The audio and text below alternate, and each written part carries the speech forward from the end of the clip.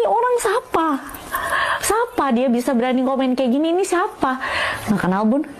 Orang nggak tahu tapi orang komen. Sok tahu. Kadang sampai kayak, emang dia pernah syuting sama gue? Emang dia pernah? Maksudnya ketemu sama gue? Kagak pernah. Dia nggak ada di lingkup sekitar aku, tapi dia bisa komen seperti dia itu yang paling tahu. Dan netizen percaya. Itu yang paling aku kayak...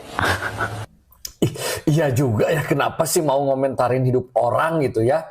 Halo semuanya, selamat datang kembali di channel Analisis Sengit, channel yang membahas dan mereaksi berbagai berita viral serta isu yang sedang ramai diperbincangkan di media sosial. Di video kali ini, kita akan membahas Sarwendah yang kembali menjadi sorotan setelah muncul kabar dirinya disebut-sebut pindah dari rumah Ruben Onsu dan bahkan dijemput oleh Jordi Onsu.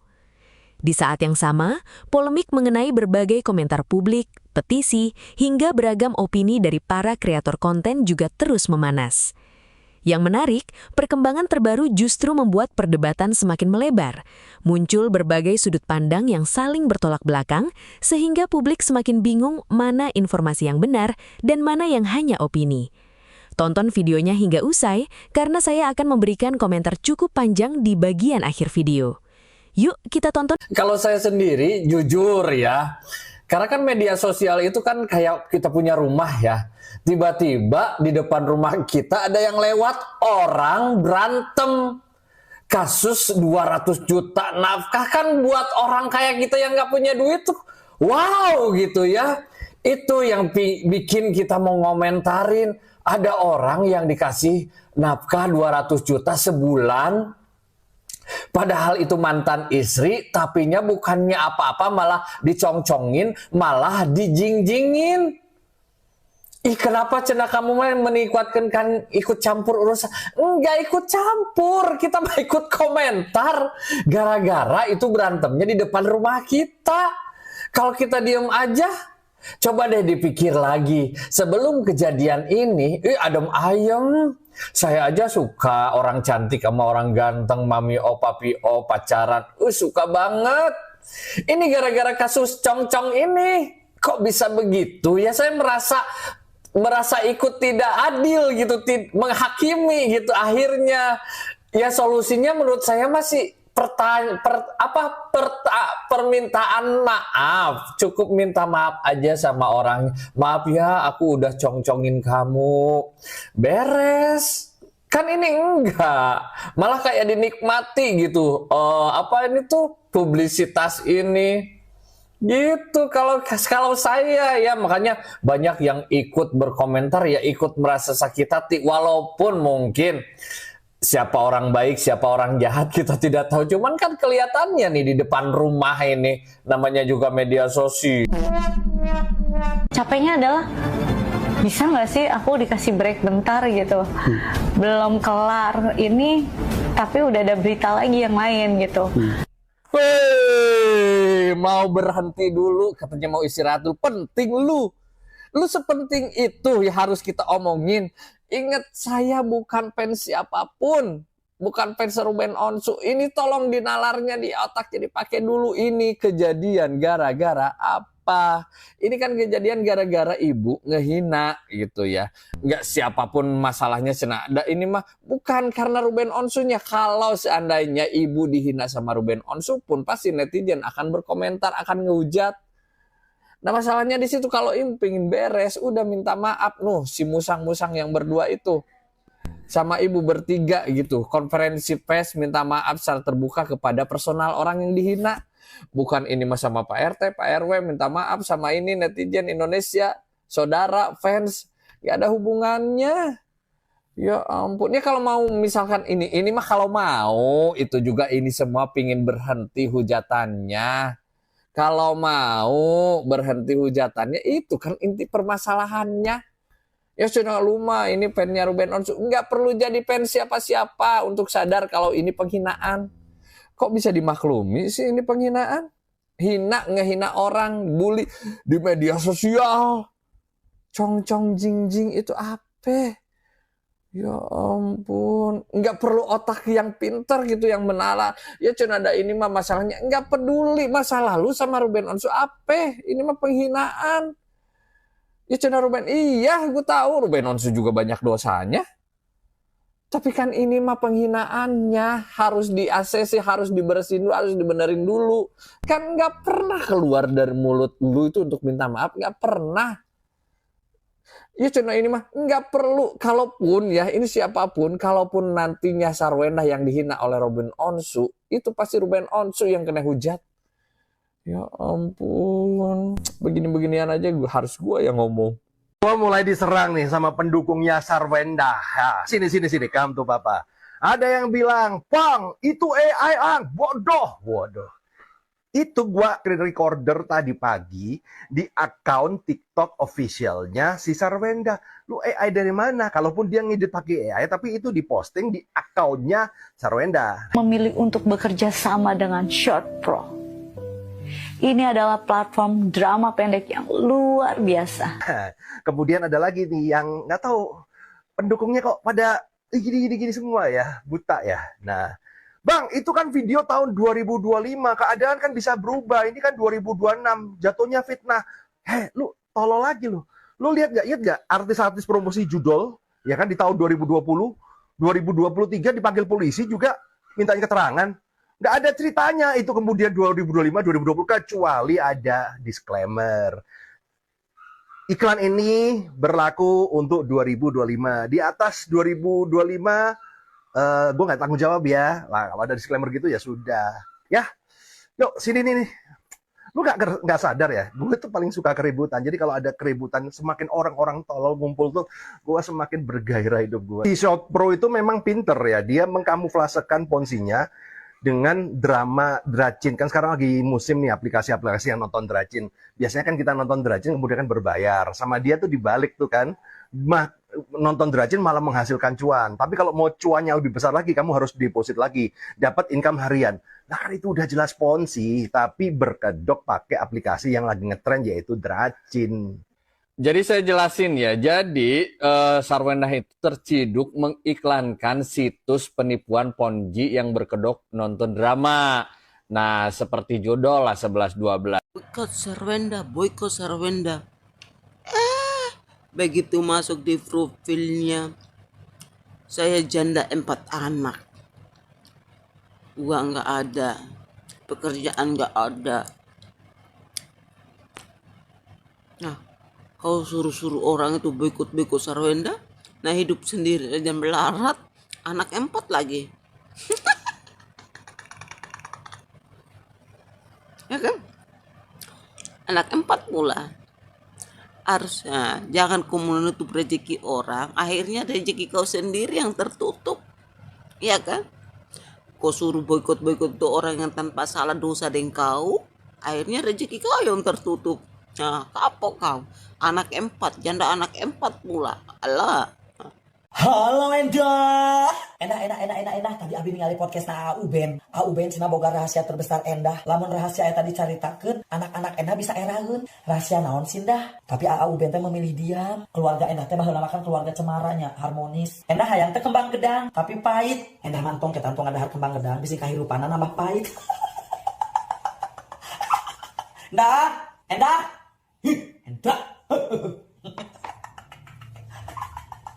Kalian sudah lihat ini? Berita ini? Ternyata orang Indonesia banyak yang pengangguran termasuk aku. Jadi kurang kerjaan semua. Petisi cancel SW tembus 140.000 tanda tangan. SW ternyata sepenting itu ya kan? Sampai-sampai banyak masyarakat di seluruh negara kita ini membuat petisi seperti itu. Tujuannya apa? Supaya dia lengser dari media sosial alias di boykot. Padahal masih banyak loh oknum-oknum lain. Maksudnya calon-calon lain yang lebih cocok untuk diboykot, dilengsarkan dari segala media sosial. Tapi kok SW? Apa gara-gara hanya karena dia ngomong bencong? Oh my god. Yang lebih parah selain bencong diucapkan, lebih parah bahasanya. Seliweran aja tuh masih di media sosial, aman-aman aja. Kenapa? Mungkin bahasa bencongnya itu menistakan sebagian manusia. Jadi dianggap sangat berdosa. Ayo siapa nih yang belum menandatanganilah petisi itu. Jadilah salah satu orang yang menggerakkan supaya SW dikeluarkan dari media sosial. Ada aja ngono ini.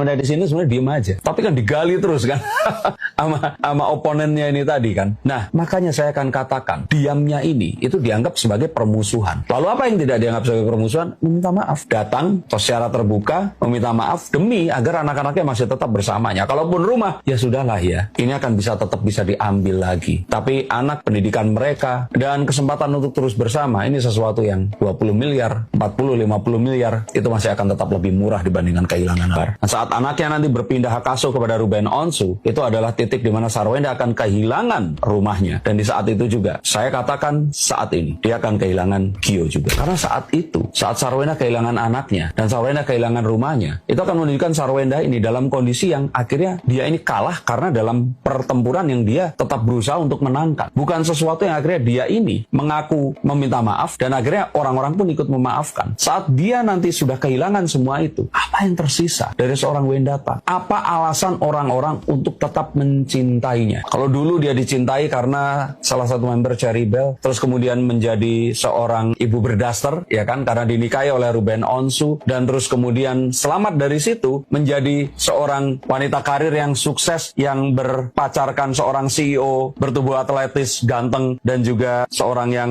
ya charming seperti itu. Nah, kalau semua itu sudah hilang, apa yang akan bisa ditunjukkan? Apa yang akan bisa dijual? Saya berpikir positif dalam artian dia menyanyi pun saat ini nggak akan mungkin akan bisa mengalahkan penyanyi-penyanyi yang suaranya lebih bagus. Menjadi seorang komedian, saya pikir ya jauh dari lucu kalau saya pikir. Lo mau apa? Seorang Wendatan ini tadi. Yang dijual ini selama ini kan adalah keharmonisan dia bersama anak-anaknya. Yang meskipun akhirnya menjadi seorang ibu, yang akhirnya menjadi tulang punggung, dan terus kemudian mendapatkan seorang pria yang ya kalau secara fisik jauh dibandingkan Ruben Onsu tentu saja. Yang kalau buat orang-orang, oh ternyata setelah ditinggalin seorang suami ternyata dapat seseorang yang secara look akan lebih bagus seperti itu kan. Karena Ruben di sisi yang lain saat sudah berpisah, dia memeluk Islam dan memenangkan hati seluruh masyarakat Indonesia. Dan saat ini, saat Wenda akhirnya sampai di titik ini dan dia terlihat diam, nggak ada yang tersisa untuk dicintai. Sehingga ya popularitasnya akan menurun. Dan nggak ada alasan lagi untuk Gio tetap mendampinginya. Mungkin Gio akan berpindah kepada wanita yang lainnya lagi yang ya, dan itu bukan sebuah kejahatan karena Gio pun perlu untuk menjaga brand dan juga produknya ini tadi tetap bisa menghasilkan pundi-pundi rupiah untuk seorang CEO yang saat ini namanya masih bisa diselamatkan. Hai guys, di sini pasti banyak yang bertanya-tanya mengapa Kuncen Gunung Kawi dengan entengnya menyebutkan nama Sarwenda secara gamblang dan jelas. Kesannya tidak menjaga privasi orang. Yang penasaran berkas lengkapnya sudah dijawab oleh pesulap merah di videoku ini. Nonton sampai habis ya. Pak Kuncen nggak ditanya apa berani gitu ngomong secara gamblang kan? Mestinya Kuncen ini orang apa ya harusnya bisa menyimpan rahasia. Iya, bisa menyimpan, menjaga privasi setiap orang. Nah, jadi sebenarnya kenapa Pak Kuncennya ini tidak menjaga atau nggak menganggap itu privacy? Karena bagi Pak Kuncennya ini adalah ajaran yang baik menurut dia. Sama halnya kayak misalkan kita datang ke restoran, kan ketika si pemilik restorannya kita tanya, Pak yang kesini siapa aja? Nggak mungkin dia rahasiain. Karena bagi dia restoran ini adalah hal yang baik. Yang pernah kesini misalkan Dewi Persik, yang pernah kesini Aldi Taher. Dalam video sebelumnya yang saya buat untuk mendukung Sarwenda, saya mendapati komentar ini. Pokoknya saya tetap boykot. Saya heran dengan orang-orang yang menyuarakan boykot dan juga orang-orang yang menyuarakan petisi untuk boykot dan bahkan untuk melarang Sarwenda tampil di muka publik ataupun seperti kayak sosial media. Kenapa? Karena ini jelas mencerminkan mentalitas pembuli, mentalitas karakter yang tidak baik dari seseorang. Kenapa? Karena kita harus tahu dulu ya, pembuli itu artinya apa? Pembuli itu artinya pada saat dua pihak berseteru, ada satu pihak yang mempunyai relasi kuasa lebih kuat dan lalu menggunakan relasi kuasanya untuk menekan satu pihak yang lain. Gitu. Itu namanya pembuli. Gitu loh. Pembuli bisa pakai jumlah, pembuli bisa pakai kuasa, pembuli bisa pakai duit. Gitu. Jadi pembuli kayak gini yang katanya mau deklarasikan boykot lah, lalu bikin petisi lah, mengajak menghasut orang lain sama-sama boykot lah, itu adalah orang-orang yang menggalang jumlah untuk membuli. Gitu loh. Orang-orang yang berani ngaku, saya heran sekali. Apakah dia mau umumkan bahwa dia tuh punya karakter jelek? mencerminkan karakternya yang mental pembuli. Ya, relasi kuasa itu sesuatu yang harus kita hati-hati dalam masyarakat kita sekarang ini ya. Boykot ya, kalau misalnya tentang kepada produk-produk dari Israel yang mungkin terjadi sekarang ini, itu beda. Kenapa? Itu adalah pihak yang lebih kuat, yang begitu kuatnya sampai kita nggak tahu gimana mau lawan dia. Akhirnya usut demi usut, coba kita lawan sumber finansial dia. Itu adalah cara terakhir pun, last resort, yang dimana kita sampai sudah mentok, gak bisa lawan pihak ini, yaitu Israel, IDF, yang melakukan genosida. Kejahatannya sampai gitu parah, baru ada gerakan yang lalu mau memutuskan nafkah. Gitu maksudnya kayak gitu. Tapi itu juga belum tentu bisa jalan. Karena mereka tuh saking kuatnya, korporasinya tuh saking kuatnya. Gitu. Bukan orang-orang kayak Sarwenda, single mom fighter yang sendirian, yang dalam konflik dengan Ruben Onsu, perlu Ruben Onsu lebih kuat dari dia. Ngerti gak? Masyarakat kita gak boleh ya, jangan ya. Gak boleh kita langsung kayak gitu-gitu, remeh-temeh, langsung mau memboykot seseorang. Bahkan kalau bisa bilang tentang Lucinta Luna pun gak setuju dengan orientasi seksualnya, gak setuju dengan cara dia tampilan luarnya, bagaimana dia presentasikan diri pun gak boleh loh kita mau ngebully dia ya. Manusia adalah creature of habit ya. Kita dibangun oleh kebiasaan-kebiasaan kita. Betul. Kita ada kebiasaan bagus, itu akan membangun kita pelan-pelan. Kita ada kebiasaan jelek, itu akan pelan-pelan membuat kita makin menyimpang dari jalan yang benar. Hati-hati ya. Dari setiap kebiasaan kita, dari setiap kelakuan kita ya, ini akan mempengaruhi psikis kita sendiri. Jadi kita selalu harus hati-hati dengan, apalagi dalam relasi kuasa ya. Relasi kuasa adalah sesuatu yang bisa sangat toksik ataupun sangat telling itu masih mengkuak tentang diri kita sendiri gitu. Relasi kuasa akan membuktikan watak asli kita ya. Gimana, apakah kita orangnya jahat? Kalau misalnya kita jahat, kita akan manfaatkan gitu loh. Tapi kalau misalnya kita mau baik ya, kita harus selalu pastikan kalau kita bisa punya kuasa, bahwa kita harus selalu beri kesempatan kepada pihak lainnya. Selalu. Relasi kuasa terjadi di semua kasus, di semua lapisan masyarakat, di semua kasus, di semua settingan ya, di kantor, di sekolah, di masyarakat, di jalan, di transportasi umum. Orang-orang yang Anda hanya papasan pun dengan Anda ya, di antara mobil misalnya gitu kan. Ya, gitu kan? Selalu pastikan Anda berikan kesempatan kepada pihak lain. Jangan jadi orang yang jahatnya di sini. Biar gimana pun, kalau misalnya jadi urusan jadi panjang pun, itu akan bisa melindungi Anda. Makanya, jadi orang, kalau misalnya selalu menemukan konflik ataupun situasi-situasi di mana Anda mempunyai kuasa yang lebih, Anda harus pastikan beri kesempatan kepada yang lain. Jangan sampai tutup jalannya, sampai tutup nafkahnya untuk alasan remeh-temeh. Di mana ini adalah prahara keluarga antara dua orang tua yang dua-duanya, ya nggak tahu lah, tapi maksudnya prahara orang tua, prahara keluarga yang murni dalam internal domestik mereka. Kita cuma menilai bahwa siapa lebih salah, itu aja kan. Tapi mereka tentunya nggak salah sama masyarakat kita, gitu loh. Nggak ada di sini kesalahan kepada masyarakat kita. Itu bukan Gaza, itu bukan kepada apa yang mereka Israel lakukan kepada Gaza, itu bukan Israel lakukan kepada Palestina, bukan. Ya. Israel pun adalah pihak yang saking kuatnya, kita nggak bisa apa-apa, baru kita jalankan apa itu namanya boy. Surat merah. Saya sih nggak pernah nolak atau kabur ketika diundang siapapun ya, mulai dari wartawan, TV, podcast, dan lain-lain, untuk mempertanggungjawabkan seluruh yang saya posting. Bahkan saya memberi jaminan sampai 100 juta rupiah kalau memang saya terbukti berbohong atau menyebarkan fitnah yang tidak benar. Jadi kamu mau datang ke kantor saya buat buktiin langsung di telepon dan ketemu sama mantan narasumber, yuk sini, monggo ke kantor saya. Kita lihat apa kata netizen ya. cuci tangan dulu katanya kan. Cuci tangan terbaik konten settingan adalah dengan cara menolak undangan dari manapun, khawatir cerita bohongnya ketahuan. Gitu kan, kata pesulap merah. Tak karepmu sel uang kok ruwet tenan uripe. Bang, awal mula semua huru-hara ini karena channelmu sendiri loh yang menyampaikan nama-nama pengunjung dari Gunung Kiwi. Tapi malah makin kesini seolah-olah abang pesulap merah kayak mau cuci tangan. Kalau memang benar settingan, coba buktikan. Jangan hanya SS-an, chat doang, datang itu alamat dan langsung datang ke kantornya. Minimal kalau mau klarifikasi harus ada jelas, bukan chat dan gak masuk akal itu kok tetangga bisa tahu. Yang detailnya lucu memang. Padahal yang punya masalah sama si Kuncen dan lu ngapain bawa-bawa podcast orang lain secara tidak langsung membenarkan asumsi publik itu.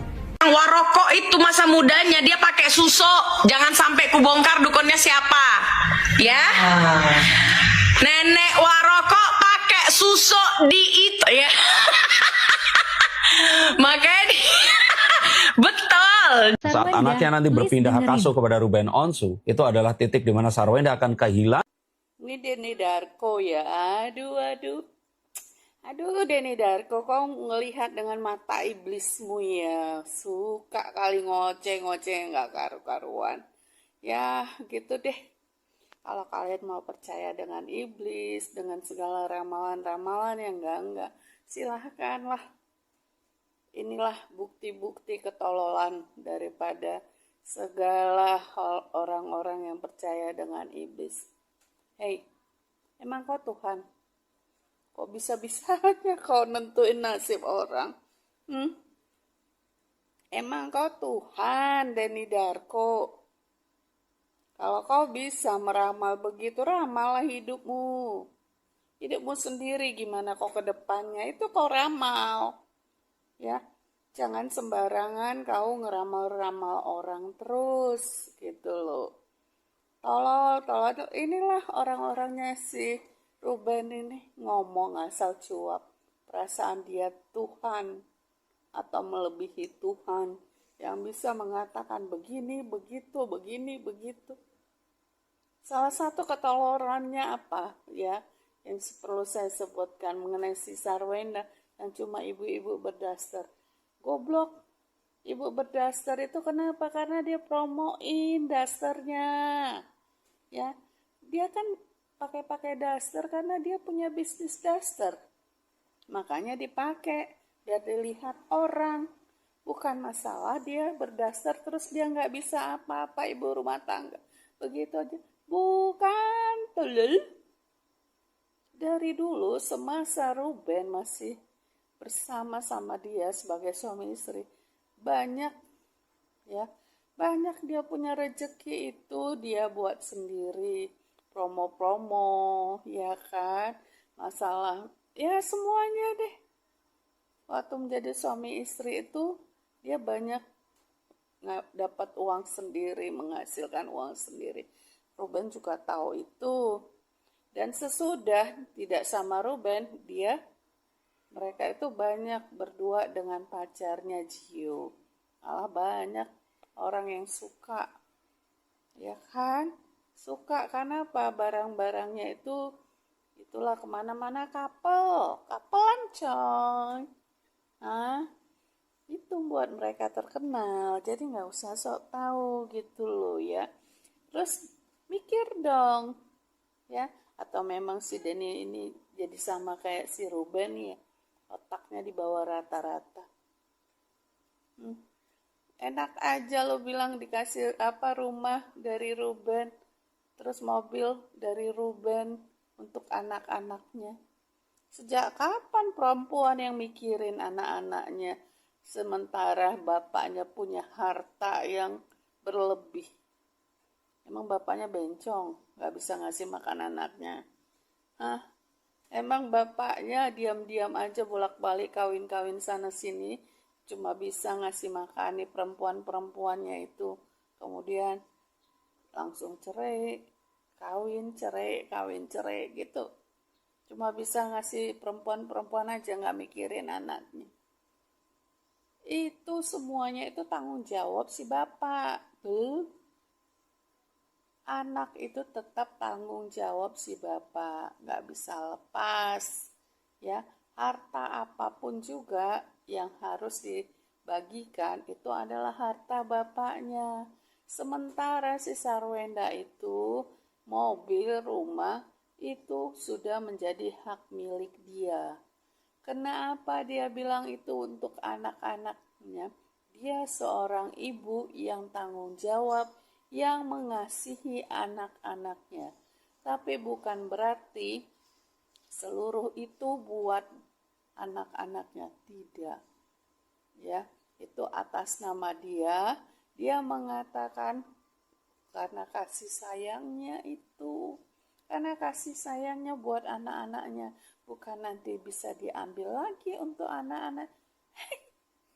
Makanya gue bilang ya, orang-orang Sarwenda ini orang yang buta hukum. Lulul. Harta gono gini dibagi dua apabila mereka sudah pisah. Ya, si istri mau kerja, nggak kerja, atau punya duit atau tidak, itu nggak peduli. Kenapa? Bukan tanggung jawab istri sebenarnya untuk harus memenuhi rumah tangga, bekerja, cari uang. Bukan, itu tugasnya laki-laki. Jadi biarpun laki-lakinya mati-matian dapat duit, ya, itu harus dibagi dua kalau udah cerai. Jadi ini udah lama sebenarnya. Pembagian itu udah lama. Ya, udah harus jadi milik Sarwenda itu udah lama. Tapi masalahnya tidak dibayar si Sarwenda. Tidak dibayar si Ruben. Ya, sehingga cicilannya berantakan, ya kan? Mobil juga, ya, mobil-mobil kreditan. Yang make siapa? Kok pada jadinya, ya buatlah. Yang make juga ada Sarwenda, tapi apa? Cicilan akhirnya debt collector. Jadi yang dikasih itu masalah-masalah mulu. Cicilan-cicilan terus. Itulah kehebatannya si Ruben itu, menipu namanya. Membuat sengsara anak bini, taunya.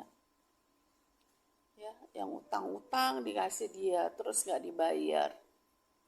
Pikir dong. Nah, kalau Sarwenda bilang mobil itu atau rumah itu buat anaknya, triknya dong, ya kan? Biar apa? Biar laki-laki yang datang sama dia tidak merasa bahwa Sarwenda itu janda kaya, yang punya ini itu. Paham kau? Ya, jadi biar laki-laki itu nggak merasa, oh, gue bisa dapat rumahnya, gue bisa dapat ini. Makanya dia bilang ini untuk anak-anak. Semua juga orang, misalnya aja ya, orang Batak juga, kalau misalnya mau ngasih harta warisan dari suaminya udah meninggal misalnya ya, terus mertuanya mau ngasih, mana bisa dibilang ini punya si, oh enggak, punya untuk anak-anaknya. Pasti dibilang begitu. Kenapa? Ya biar orang tahu. Ya, biar nanti janda itu dia tidak kawin lagi, atau dia kawin lagi, si laki-lakinya tidak merasa itu harta dia. Paham kok? Lagian laki-laki kalau misalnya dia menginginkan harta perempuan itu, ya dia menginginkan si perempuan itu demi harta, itu bukan laki-laki namanya. Paham kok? Mungkin kau yang kayak gitu kali, terus ke sana sini, tolol banget. Jadi intinya rumah, mobil yang memang udah menjadi hak milik Sarwenda, dia bilang begitu, itu tetap harta miliknya Sarwenda, bukan anak-anaknya, bukan atas nama anak-anaknya, tapi kepentingannya adalah untuk anak-anaknya. Ngerti? Bego, capek deh. Sekali lagi gue bilang, jangan halu terlalu banyak.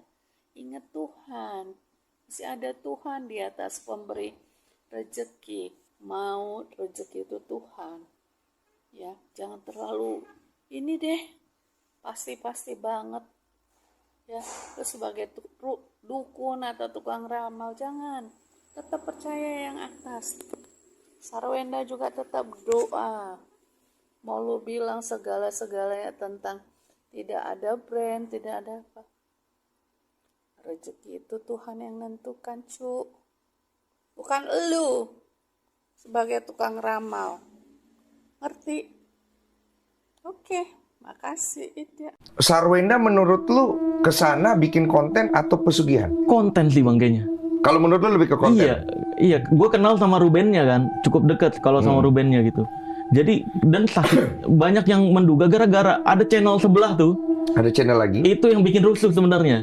Ngundang orang yang katanya nih mantan asisten artis. Iya kayak beliau. Iya kayak gini.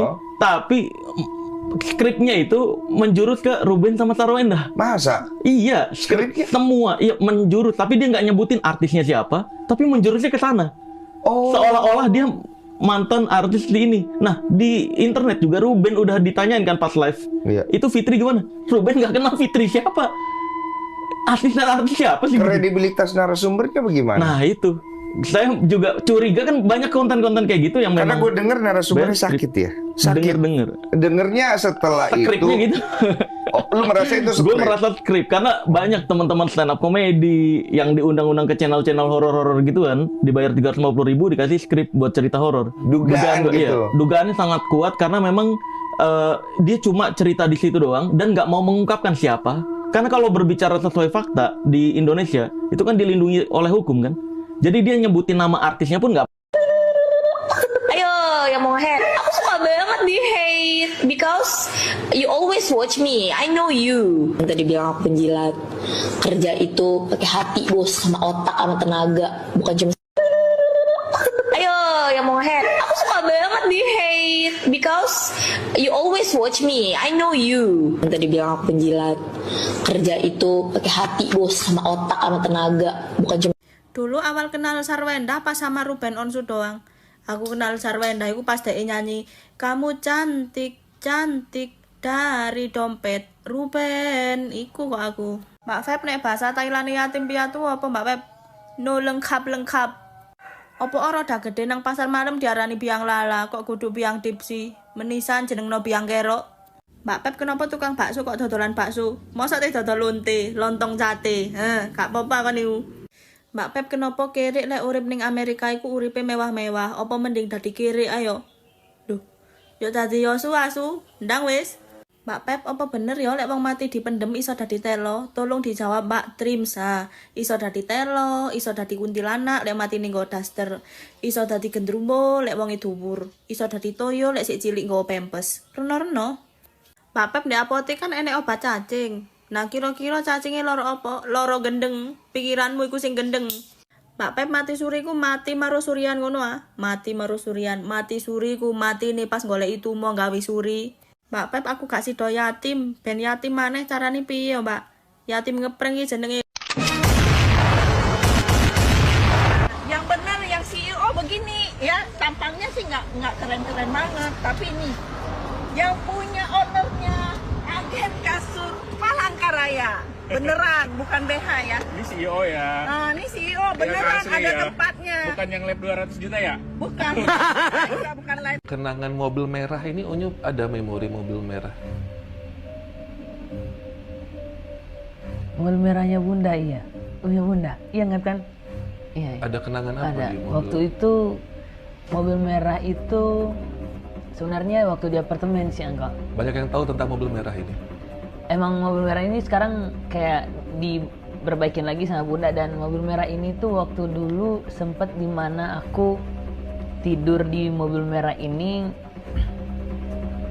dan aduh kayak itu mulai kayak aku yang punya muncul darah tiba-tiba. Banyak yang tahu tentang ini. Aku tulis mobil merah di sini. Aku nggak tahu apaan. Aduh Tuhan Yesus. Ini kejadian nggak nyaman, gak usah diceritain deh. Nggak apa-apa sih, Sun. Aku kalau untuk ini kejadian ini pasti cerita-cerita aja sih. Cuman kayak kalau itu benar, kayak waktu itu selain di kamar, waktu di mobil merah itu aku belum pernah yang ceritain. Aku ceritain cuman waktu ke Bunda itu cuman satu doang, yang di kamar doang, yang tiba-tiba aku di paha ada darah sama di belakang sini. Tapi Bunda nggak tahu soal. Nggak tahu soal itu, mobil merah nggak tahu. Ini Bunda bakal tahu. Ya nggak apa-apa. Nanti Gara-gara pasti dia Anto. juga nanti juga bakal nanya. Ah, iya ada kok, ya kan? Kita mobil merah ada. Itu mobil merah itu mobil legend. Mobil lamanya Bunda kan? Mobil paling lamanya Bunda. Jadi Ono ada Iya. pendarahan. Jadi waktu itu aku tidur siang waktu sebenarnya aku suka banget sama mobil merah itu. Jadi kenapa aku suka? Karena emang di kampung itu kalau lihat mobil merah, mobil bagus gitu, terus mereka tuh pada suka lihat-liatin gitu. Nah pas aku itu apalagi aku bisa megang dan aku bisa tidur dalam mobil itu kan. Nah aku tidur di mobil itu pas waktu itu pulang sekolah. Tidur pas kebangun sekitar jam 6 sorean aku mimpi erep kayak ada yang Nindih. tindih ya, kayak yang nindih gitu. Nah pas ada yang gitu aku bangun tiba-tiba aku lihat kayak dari paha aku meluncur ke bawah itu ada darah, terus di belakang sini juga ada darah gitu. Aku tiba-tiba langsung lari ke waktu tidurnya tetap di rumah tapi Apa Sarwenda nonton Bu? Ya nggak apa-apa. Dia mau nonton aku juga nggak apa-apa. Kan aku kan sama Sarwenda berteman, sama Kak Ruben juga berteman. Cuman kalau agak aneh-aneh, agak neko-neko, ya kita namanya teman ya biasa lah. Tapi aku lebih temen deket aku sih Kak Ruben ya, karena aku tahu banget sama Koko Ruben Onsu gitu. Jadi maka aku bilangnya Kak Haji. Jadi aku lebih tahu sama beliaunya. Beliau orang baik ya, orang baik. Terus kalau aku ada masalah, dia selalu telepon aku. Dia selalu bilang, "Adek, tetap semangat ya. Kamu jangan begini, kamu jangan begitu." Gitu. Hati-hati, gini. Jadi Kak Ruben tuh orang baik. Aku belum pakai softland. Iya, maksudnya Agak sinian. Iya. Ibu minta softland dong biar bisa baca. Gue nggak butuh duit lu, anjing. Nggak butuh, tapi minta jatah. Gimana ya? Yang minta untuk tetap menafkahin itu adalah beliau sendiri ya, dari keterangan press conference itu ya. Terus dibilang sekarang Sarwenda yang mohon-mohon untuk dapatkan uang itu. Padahal 6 bulan loh Sarwenda itu diam aja sebenarnya. Dia kayak nggak terlalu mempermasalahkan 200 juta itu gitu. Dia tetap bekerja untuk anak-anaknya. Dia mulai bicara seperti itu karena apa? Ketika yang pihak sana sama pengacara press conference, si R-nya bilang kan nggak mampu sih ini anaknya sama gua. Makanya mungkin dia lihat videonya, dia bilang ya nggak butuh amal lah 200 juta itu gitu. Toh juga 6 bulan ini dia jalan kok sama anak-anaknya, aman, anak-anaknya senyum bahagia gitu. Ibarat kata nih ya, yang nggak bayar itu adalah pihak cowok, tapi yang salah adalah pihak cewek. Yang nggak sesuai aturan adalah pihak cowok, tapi yang salah adalah pihak cewek. Kalau sekarang merasa keberatan, dulu nggak usah harus tanda tangan, coy, gitu. Lagi-lagi pegang omongan lah, gitu. Pegang sebuah janji. Gitu. Kalau tidak mampu ya tinggal jujur aja nggak mampu gitu. Toh juga aku lihat dari pihak S-nya dia 6 bulan ini diam. Jadi S itu serba salah tau gak sih? Bela diri salah, ngomong salah.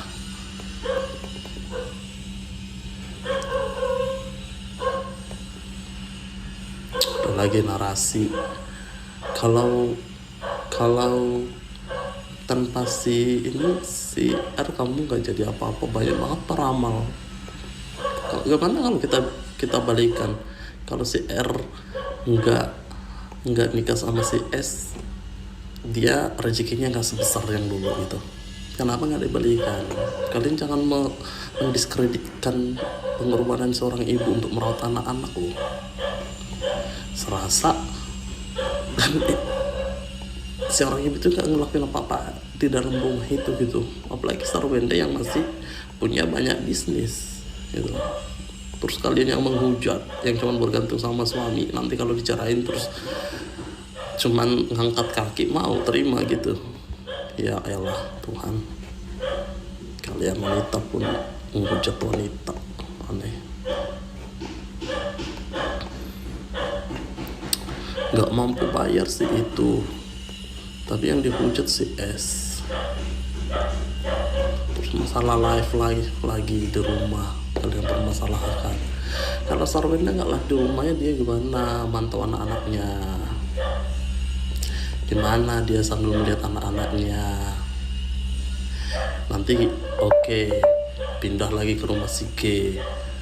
Deklarasinya lagi, ih nggak tahu diri banget kumpul-kumpul di rumah cowok padahal belum nikah. Terus kenapa sih suka live sama si G? Ya wajar, mereka lagi memanfaatkan keadaan, mereka lagi disukai banyak orang, viewersnya lagi banyak ketika berdua. Kenapa nggak memanfaatkan keadaan? Aneh banget sumpah. Kalau gampang banget loh kalau masalah anak jumpa, ya udah datang, bawa juga si anak angkat itu, datangin ke rumah, langsung bilang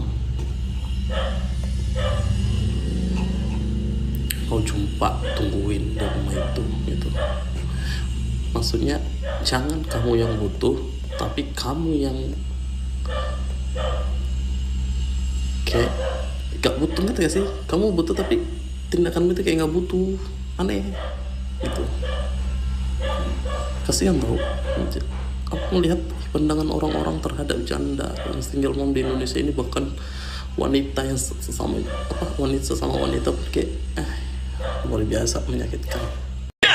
Ini sudah data. Itu September, ini Oktober. Oktober bisa 265 juta. 265.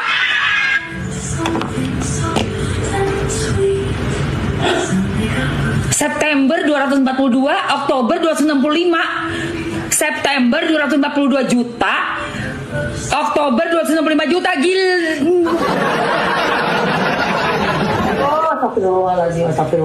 Astagfirullahaladzim. Aduh Tuhan. Aduh doe. Gilda. Ini baru ini Mamski denger ada laki-laki mau ngebayarin mantan istri. Gua kasih ada award buat mantan suami terindah. Gua kasih award buat Ruben Onsu, mantan suami terindah, terkece, terganteng, terbaik. Ya Allah Beben, ya Allah Ruben, ya Allah Mamski baru tahu ini ya. Buset, gila. Aduh, kok ada ya? Gak pernah nemu loh laki-laki begitu. Jujur, serius gue. Kagak ada laki-laki kayak Ruben Onsu. Satu-satunya di dunia lu, Ben. Videonya? Nah, teman-teman, setelah kita menyaksikan seluruh videonya, sekarang izinkan saya menyampaikan pendapat pribadi saya. Pertama, saya ingin menegaskan bahwa semua yang saya sampaikan di bagian ini adalah opini pribadi saya sebagai konten kreator yang mengamati berbagai pemberitaan dan reaksi publik. Saya bukan orang yang berada di dalam lingkungan keluarga mereka, bukan saksi kejadian, dan tentu saja tidak mengetahui apa yang sebenarnya terjadi di balik layar. Karena itu, saya hanya mencoba melihat fenomenanya dari sudut pandang masyarakat yang mengikuti perkembangan isu ini. Kalau saya melihat, justru yang paling menarik dari kasus seperti ini bukan hanya soal siapa yang benar atau siapa yang salah. Yang jauh lebih menarik adalah bagaimana sebuah isu bisa berkembang begitu cepat di media sosial hingga melahirkan begitu banyak opini yang saling bertabrakan. Ada yang langsung percaya, ada juga yang langsung membela, ada juga yang langsung menghujat tanpa menunggu penjelasan yang utuh. Fenomena seperti ini sudah berulang kali terjadi, bukan hanya pada kasus ini saja. Menurut saya, ketika sebuah kabar mulai viral, seringkali yang berkembang lebih dulu adalah asumsi dibandingkan fakta. Potongan video dipisahkan dari konteksnya, judul dibuat semakin sensasional, lalu dipotong lagi oleh akun lain, lalu dibahas lagi oleh kreator lain. Akhirnya informasi yang diterima publik menjadi semakin bercampur antara fakta, opini, dugaan, dan interpretasi masing-masing. Sebagai penonton, kita tentu berhak mempunyai pendapat. Tetapi menurut saya, ada perbedaan besar antara menyampaikan pendapat dengan merasa sudah mengetahui seluruh kebenaran. Kita tidak hidup bersama mereka, kita tidak mengetahui percakapan pribadi mereka, dan kita juga tidak tahu apa yang sebenarnya terjadi ketika kamera dimatikan. Di sisi lain, saya juga memahami mengapa isu seperti ini selalu menarik perhatian masyarakat. Tokoh publik memang hidup di ruang yang sangat terbuka. Apapun yang mereka lakukan akan menjadi pembahasan, bahkan hal-hal kecil pun bisa berubah menjadi perdebatan panjang. Itulah konsekuensi menjadi figur publik. Namun menurut saya, konsekuensi itu bukan berarti setiap rumor harus dianggap sebagai kebenaran. Saya juga melihat satu hal yang menurut saya cukup memprihatinkan. Di media sosial sekarang, orang seringkali lebih senang memilih kubu daripada mencari informasi yang utuh. Begitu menyukai seseorang, apapun yang dilakukan idolanya selalu dianggap benar. Sebaliknya, ketika tidak menyukai seseorang, apapun yang dilakukan orang tersebut selalu dianggap salah. Cara berpikir seperti ini justru membuat diskusi menjadi tidak sehat. Menurut saya, kalau kita ingin mengkritik seseorang, kritiklah berdasarkan tindakan yang benar-benar bisa dipertanggungjawabkan, bukan berdasarkan asumsi yang belum jelas. Sebaliknya, kalau kita ingin membela seseorang, jangan juga menutup mata terhadap kemungkinan bahwa setiap manusia bisa melakukan kesalahan. Tidak ada manusia yang perfect. Saya pribadi lebih memilih menunggu perkembangan informasi daripada buru-buru mengambil kesimpulan, karena berkali-kali kita melihat sendiri berita yang hari ini terlihat meyakinkan, beberapa hari kemudian ternyata berubah setelah muncul penjelasan baru. Kalau kita terlalu cepat menghakimi, bisa saja kita ikut menyebarkan penilaian yang akhirnya tidak sesuai dengan kenyataan. Hal lain yang menurut saya penting adalah bagaimana kita sebagai penonton menyikapi konten-konten reaksi. Saya sendiri membuat channel reaksi karena saya senang berdiskusi mengenai isu yang sedang ramai. Tetapi saya juga berharap penonton tidak hanya berhenti pada judul atau potongan video saja. Dengarkan keseluruhan pembahasannya, bandingkan dengan sumber lain, lalu bentuklah pendapat sendiri. Justru itulah tujuan saya membuat video seperti ini, bukan untuk memaksa kalian setuju dengan pendapat saya, melainkan supaya kita sama-sama belajar melihat suatu persoalan dari berbagai sisi. Kalau ternyata nanti ada fakta baru yang berbeda dengan dugaan sebelumnya, saya juga tidak keberatan mengubah pandangan saya. Karena bagi saya, mencari kebenaran jauh lebih penting daripada mempertahankan ego. Saya juga ingin mengingatkan bahwa di balik semua pemberitaan ini, tetap ada manusia yang memiliki keluarga, anak-anak, dan orang-orang terdekat. Apapun yang terjadi, mereka juga pasti merasakan tekanan ketika kehidupan pribadinya terus menjadi konsumsi publik. Oleh karena itu, saya berharap diskusi di media sosial tetap dilakukan dengan cara yang dewasa. Kritik boleh, berbeda pendapat juga boleh, tetapi tidak perlu sampai menggunakan kata-kata yang merendahkan atau menyerang secara pribadi. Terakhir, saya ingin mengajak kita semua menjadi penonton yang lebih bijak. Jangan mudah terpancing hanya karena judul yang bombastis. Jangan langsung percaya hanya karena sebuah informasi sudah ditonton jutaan kali. Popularitas sebuah video tidak otomatis membuat isinya benar. Sebaliknya, sebuah klarifikasi yang sepi penonton belum tentu salah. Karena itu, biasakan untuk melihat lebih dari satu sumber sebelum mengambil kesimpulan. Itulah pendapat pribadi saya mengenai pembahasan kali ini. Kalau kalian memiliki sudut pandang yang berbeda, saya sangat menghargainya.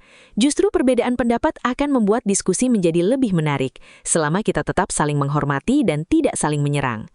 Sekarang giliran kalian. Menurut kalian, bagaimana melihat perkembangan isu ini?